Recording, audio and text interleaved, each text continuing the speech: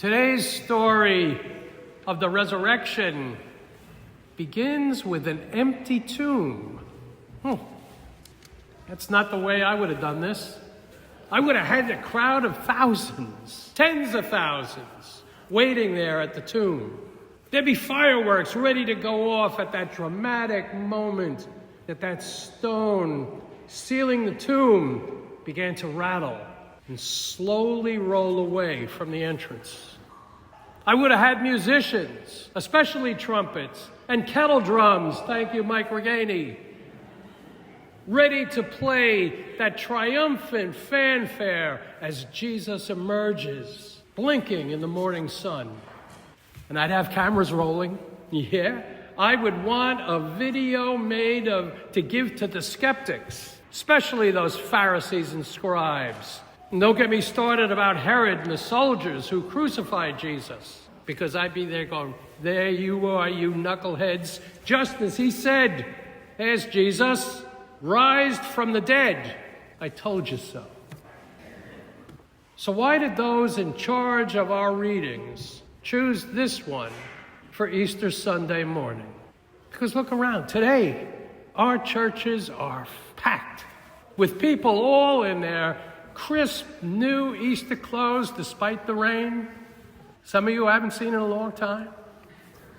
Couldn't we at least have had something a little bit more spectacular than this subdued account that we get from St. John? I mean, today's gospel, we don't even get a cameo appearance by Christ himself. Well, St. John tells us the first thing that Jesus' A-list disciples, Mary Magdalene, Peter, and the disciple who Jesus loved, what they got was an empty tomb. What was that all about?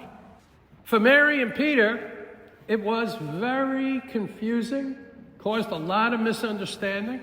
Mary arrives at the tomb while it's still dark, and it was still dark in another way for them, because Mary concludes what any logical person would. They took the Lord away, and we don't know where they put him.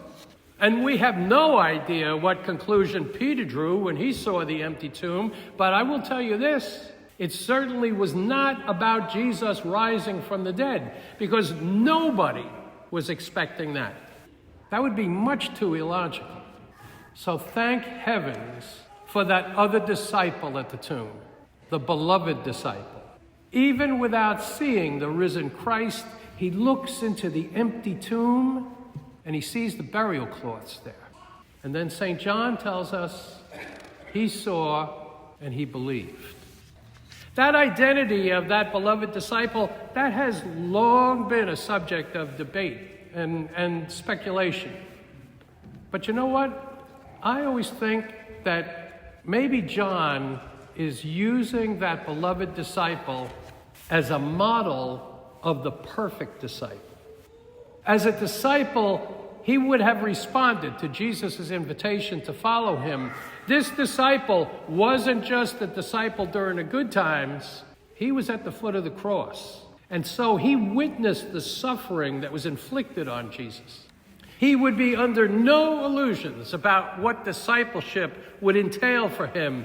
This model disciple who had seen it all, today, he's at the empty tomb. And when he gazes in, he comes to full sight. He believes without any physical evidence. My friends, that is just what we are called to do.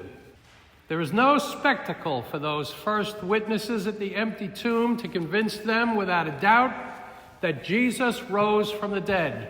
But this, as it turns out, is the perfect resurrection story for us, because we are asked to believe the testimony of the first witnesses without actually seeing, because we too stare at the empty tomb. Yes, the empty tomb of our own lives. We are called to believe that a new life is possible for us. 2 weeks ago, we heard that story of Jesus bringing Lazarus back to life. That dead man came out of the tomb, and he was wrapped in those burial cloths. And Jesus, remember, Jesus gave the order, untie him, let him go. But really, one day, Lazarus would die again. And again, he would be wrapped in burial cloths. But Jesus, now resurrected, would never again be found in those kind of wrappings. And because of his resurrection, we too will be raised from the grave and leave the remains of death behind us. The love which the disciple experienced from Jesus prepared him to see the new life that Jesus had entered into. And for those of us who hear God's word and share in the Eucharist this day, we also will know the love that Jesus has for us. Because, my friends, we are the beloved disciples. We look into our dead places with great resurrection faith. And we have hope that God can cause new life where we see death and its remains. We recall our own experiences of resurrection when we were looking into a tomb, a dead place of our own lives. And then we came to experience a new life.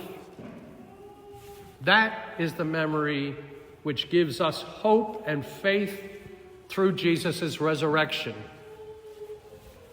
And so we remember when we suffered the loss of a loved one and felt the whole world collapse on us. And then we came out of the and are alive again.